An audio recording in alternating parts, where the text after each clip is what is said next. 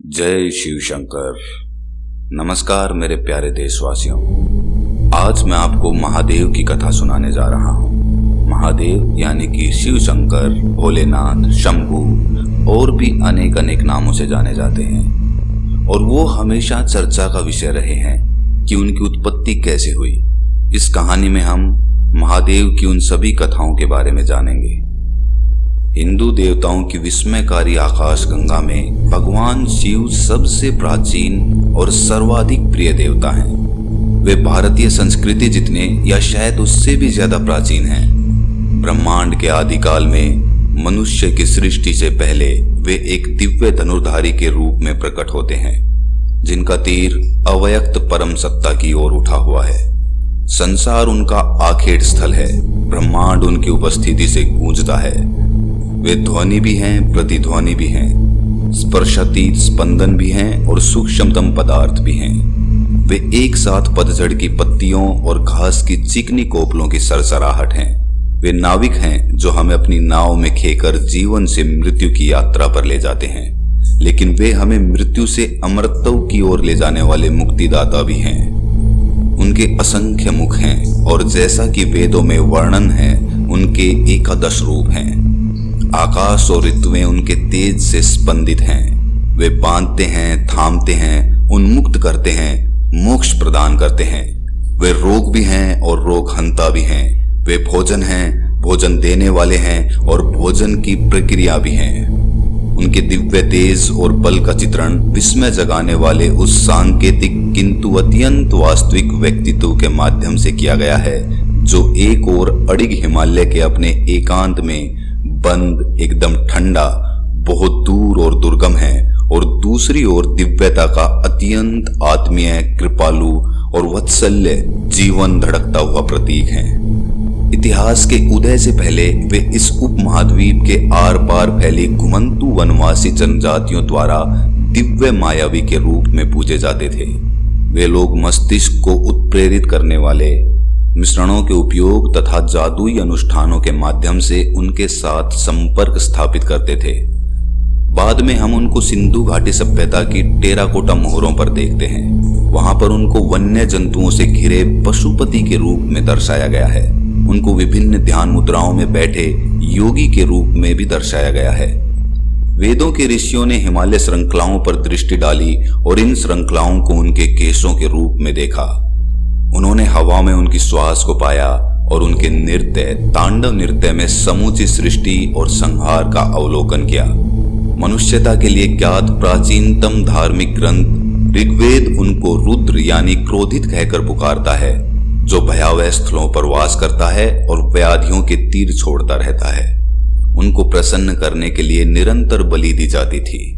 उस जमाने में धर्म देवियों के प्रभाव में था, इसलिए शिव की उपासना जल्दी ही महादेवी माता शक्ति की उपासना के साथ एकाकार हो गई, जिनको बाद में दुर्गा, उमा, पार्वती आदि नामों से जाना गया।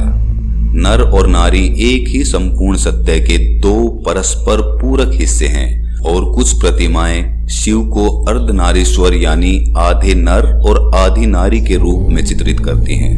उनका उल्लेख ईश्वर के रूप में भी होता है, ब्रह्मा से हुए प्रथम रहस्यमय प्रकटन के रूप में। इस प्रकार वे महा ईश्वर अर्थात महेश्वर और महान देवता अर्थात महादेव हैं। वे अमर, अजन्मा और अमर्त्य देवताओं में से एक हैं। शिव पुराण उनकी तुलना वेदों के परम ब्रह्म से करता है। वे आनंद प्रदान करने वाले आत्मीय देवता शंभुनाथ भी हैं और सरल हृदय भोला भी हैं। दूसरी ओर वे दक्षिणामूर्ति अर्थात परम गुरु हैं, जिन्होंने ऋषियों को वेदों, शास्त्रों और तंत्रों की शिक्षा दी थी। वे समस्त कलाओं के ज्ञाता, परम नर्तक नटराज, सामदेव के संगीत रचयिता, परम संगीतकार भी हैं। हालांकि आमतौर से उनकी कल्पना उनके प्रचंड रूप में की जाती है, लेकिन वे सुदर्शन सुंदरा मूर्ति का भी रूप धारण कर सकते हैं और किसी को भी मोहित कर सकते हैं। दुष्टों के लिए वे भैरव या रुद्र या उग्र हैं। भक्तों की आकांक्षा के अनुसार वे अनेकानेक रूप धारण करने में समर्थ हैं। उनके रूपों, गुणों, आभूषणों, शस्त्रों, अनुचरों और गतिविधियों का इतने नाना रूपों में वर्णन किया गया है कि वे एक जीती जागती सच्चाई बन जाते हैं। रुद्र के रूप में वे क्रोध और विनाश से भरे हुए हैं, लेकिन शिव के रूप में वे मंगल के आकार हैं। उनके स्वभाव के दो पक्ष हैं, एक बीहड़ और उग्र और दूसरा प्रशांत और धीर। तमाम देवताओं के बीच वे ऐसे देवता हैं जिनको अत्यंत सरलता पूर्वक प्रसन्न किया जा सकता है। इसके अलावा दया के मामले में उनका कोई मुकाबला नहीं है। वे भाग्यहीनों के, अंधों, अपंगों के, पिशाचों, भूतों के मित्र हैं जिनसे दूसरे घृणा करते हैं। उनको उनके सेवकों की मंडली में जगह मिल जाती है। राक्षस, भूत, पिशाच आदि जिनसे दूसरे लोग भय खाते हैं, वे उनके निकट अनुचर हैं। सांप, जिनसे सामान्य तौर पर लोग आतंकित होते हैं और दूर भागते हैं, वे बड़े प्रेम से उनके गले में लिपटे रहते हैं। विकलांग और कुरूप उनकी संगतियों में शामिल हैं।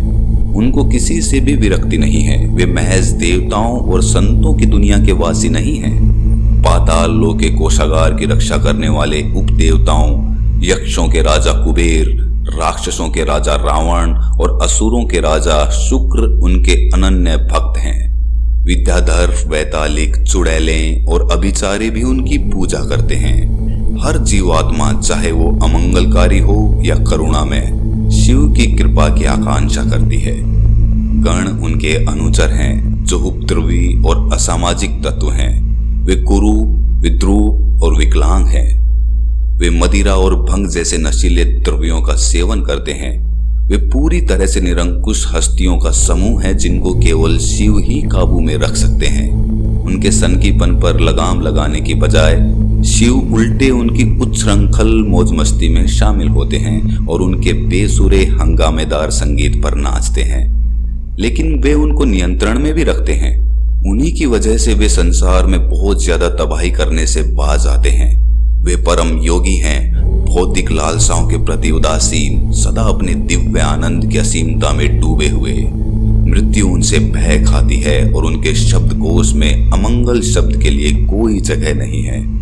मुंडमालाओं और अस्थियों से अलंकृत शिव शमशान भूमि पर भटकते, अपनी देह पर शवों की राख लपेटे जलती चिताओं की रोशनी में नृत्य करते हैं। अपनी ही जाति के जीवों का मांस भक्षण करने वाले तथा हिंसक पशुओं से भरे जंगल और हिमालय की बर्फ से ढकी दुर्गम चोटियां उनके प्रिय स्थान हैं। जंगलों में वे वनवासी जनजातियों द्वारा किरात यानी शिकारी के रूप में पूजे जाते हैं। शिव का अर्थ होता है मंगलकारी, लेकिन उनके मामले में हर चीज अमंगलकारी प्रतीत होती है।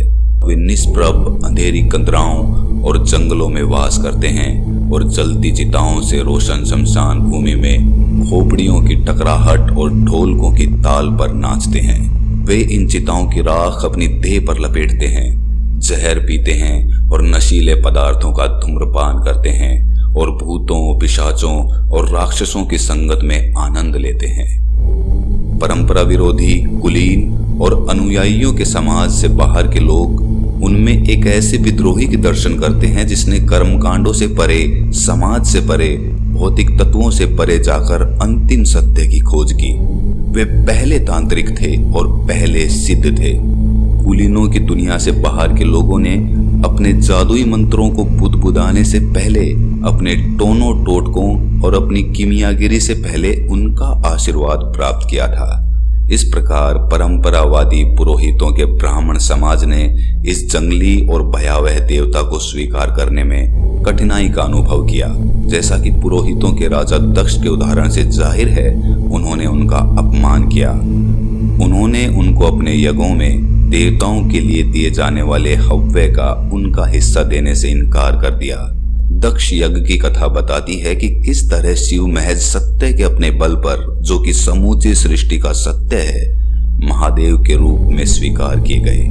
वे शुभ और अशुभ के, उचित और अनुचित के, मंगल और अमंगल के द्वैत के परे हैं। सनातन धर्म, जो कि हिंदू धर्म का वास्तविक नाम है, मानव मस्तिष्क को इस तथ्य को स्वीकार करने को प्राय विवश करता रहा है कि निर्मल और अनिर्मल, स्वच्छ और अस्वच्छ, मंगल और अमंगल दोनों ही रूपों में कुल मिलाकर दैवीय सत्ता ही है जिसका अस्तित्व है। जो विधान हमें जाति व्यवस्था प्रदान करता है, ठीक वही विधान हमें शिव की छवि भी उपलब्ध कराता है। उस स्वतंत्र चेता शिव की जिन्होंने तमाम सामाजिक विधानों को चुनौती दी और एक ऐसे सत्य की खोज की जो सारे ऊपरी द्वंद्वों के परे है। ऐसी कोई वस्तु और व्यक्ति नहीं है जिसको समाज के लिए अस्वीकार्य कहा जा सके। दैवीय सत्ता हर प्राणी को स्वीकार करती है, चाहे वो प्राणी कितना ही असुंदर और विद्रूप क्यों ना हो। दिव्यता के मार्ग पर चलने के लिए मनुष्य द्वारा अपनाए गए सारे कर्मकांड और अनुष्ठान दिव्य सत्ता को स्वीकार करने होंगे, क्योंकि वे सब भी उसी सत्ता से उपजे हैं। शिव ईश्वर संबंधी हिंदू दृष्टिकोण के सर्वसमावेशी स्पष्टी भाव के प्रतीक हैं। इसीलिए ब्राह्मणों को उनके अपने रूढ़िवादी विश्वासों के भीतर स्वीकार करने को विवश होना पड़ा। उपनिषदों के लिखे जाने के समय तक शिव एक महत्वपूर्ण देवता के रूप में स्थापित हो चुके थे। हालांकि शुरुआत में उनको अमंगलकारी और अशिव माना गया, लेकिन बाद में वे शिव अर्थात मंगलकारी देवता के रूप में जाने गए। वे नृत्य और नाटक जैसी कलाओं के लिए प्रेरक बने और चित्रकारों तथा मूर्तिकारों के चित्रण के प्रिय विषय बन गए। हिंदू त्रिमूर्ति में ब्रह्मा सृष्टि के रचयिता हैं, विष्णु पालनहार हैं और शिव संहार करता है। इस तरह ये दिव्य त्रिमूर्ति अस्तित्व के चक्र को सुनिश्चित करती है। हालांकि दर्शन का शैव संप्रदाय शिव को इस त्रिमूर्ति के मात्र एक अंग के रूप में स्वीकार नहीं करता। उनके अनुसार वे परम ब्रह्म हैं, जिनको ब्रह्मा और विष्णु दोनों ही पूजा अर्पित करते हैं। उनको पति कहा गया है, जो 5 दैवीय कार्यों का निष्पादन करते हैं: सृष्टि, पालन, संहार, आच्छादन और शोभा। मानव आत्मा को पशु कहा जाता है, जो पास में अर्थात बंधनों में जकड़ा हुआ है। इन बंधनों में 3 तरह की अशुचिताएं शामिल हैं। पहली है अविद्या अर्थात आदि अज्ञान। अगली है कर्ममाला अर्थात कर्मों से संग्रहित अशुचिता। अंतिम है मायामाला अर्थात माया के जगत से मोह की प्रक्रिया में उत्पन्न अशुचिता। इनमें से अंतिम 2 अशुचिताओं के निवारण के लिए 4 तरह की विधियां बताई गई हैं। पहली है दास मार्ग। इसमें पूजा के बाहरी कर्मों का निष्पादन शामिल है, जैसे कि पूजा के लिए पुष्प इकट्ठे करना, पूजा में उपयोग किए गए पात्रों को स्वच्छ करना, पूजा स्थल में झाड़ू बुहारना आदि। ये कर्म सालोक्य की ओर ले जाता है, जिसका अर्थ है भक्त को उसकी मृत्यु के समय शिवलोक में ले जाया जाएगा, जहां वो हमेशा रहेगा। दूसरी विधि है ईश्वर की अंतरंग सेवा करना, जिसमें अनुष्ठानों का निष्पादन, ईश्वर का एकाग्र ध्यान, उसके बारे में चर्चा करना, लेखन करना आदि शामिल है। इसे सत्पुत्र मार्ग कहा जाता है। ये भक्त को सामीप्य अर्थात ईश्वर की आत्मीय निकटता की ओर ले जाता है। तीसरी विधि सख्य मार्ग के नाम से जानी जाती है, जिसका अर्थ है मैत्री का मार्ग, और इसमें मनन, चिंतन तथा ध्यान जैसी गतिविधियां शामिल हैं, जो सारूप्य की ओर ले जाती हैं। इस अवस्था में भक्त अपनी मृत्यु के समय स्वयं देवता का रूप प्राप्त कर लेता है। और अंतिम है ज्ञान मार्ग। इसका अनुसरण करते हुए भक्त सायुज्य अर्थात ईश्वर के साथ एकत्व हासिल कर लेता है। जैसा कि पहले कहा गया है, ये संयम नियम सिर्फ कर्मों तथा जगत के प्रति मोह से उत्पन्न अंतिम 2 तरह की अशुचिताओं कर्ममाला और मायामाला का ही निवारण कर सकते हैं। अविद्या का बंधन सिर्फ ईश्वर की कृपा से ही दूर हो सकता है। इस प्रकार शिव को पशुपति या उन समस्त मानव प्राणियों के स्वामी के रूप में जाना जाता है, जो इन अशुचिताओं के बंधनों में जकड़े हुए हैं। शिव उन सब को स्वीकार करते हैं जिनसे दूसरे लोग घृणा करते हैं और उनका तिरस्कार करते हैं। वे उन सब की अशुचिताओं को नष्ट करते हैं और उनका शुद्धिकरण करते हैं। वे उद्धारक और पतित पावन हैं। वे अपनी सरलता से आत्मश्लाघा को नष्ट करते हैं और अहंन्यता को कट्टरपंथ के प्रति अपनी अवज्ञा से नष्ट करते हैं। वे उस अहंकार को नष्ट करने वाले हैं जो मनुष्य को जीवन मृत्यु के महासागर में फंसाए रखता है। वे दुख, पीड़ा और उद्वेग का भी विनाश कर सकते हैं। हालांकि ऊपरी तौर पर वे भयावह लगते हैं, लेकिन उन सारे भयावह प्रभावों को दूर कर सकते हैं जो हमारे जीवन को संकट में डाले रहते हैं। जिस प्रकार कीचड़ में उगे होने के बावजूद कमल पवित्रता का प्रतीक बना रहता है, उसी प्रकार शिव भी अपवित्रताओं से लिप्त होने के बावजूद पवित्रता के प्रतीक हैं। उनकी भौतिक काया, वेशभूषा और आभूषण भी अनूठे हैं। वे कर्पूर की भांति गोर वर्ण हैं और उनके जटाजूट शंख के आकार में लिपटे हुए हैं। उनका कंठ नीला है क्योंकि उन्होंने घातक विष पिया था ताकि वे उससे संसार की रक्षा कर सकें, और बजाय गुटकने के उस विष को उन्होंने अपने कंठ में धारण कर रखा है, जिसने उनके गले को नीला कर दिया है। उनके 3 नेत्र हैं। उनके मस्तक पर स्थित तीसरा नेत्र उनको योग के ईश्वर के रूप में दर्शाता है। ये आंतरिक नेत्र सत्य को भ्रम से अलग करता है और वासना पर विजय हासिल करता है। वे चंद्रचूड़ हैं क्योंकि वे दूज के चंद्रमा को अपने केशों पर सज्जा के लिए धारण करते हैं। चंद्रमा के घटने बढ़ने की तरह वे भी ब्रह्मांड के उत्थान और पतन की लय के साथ एकाकार हैं। वे कृतिवास अर्थात पशु चर्म धारण करने वाले हैं। उनकी ऊपरी काया काले हिरण के चर्म से ढकी रहती है। हाथी का चर्म उनके उरुमूल को ढकता है और सिंह का चर्म उनका आसन है।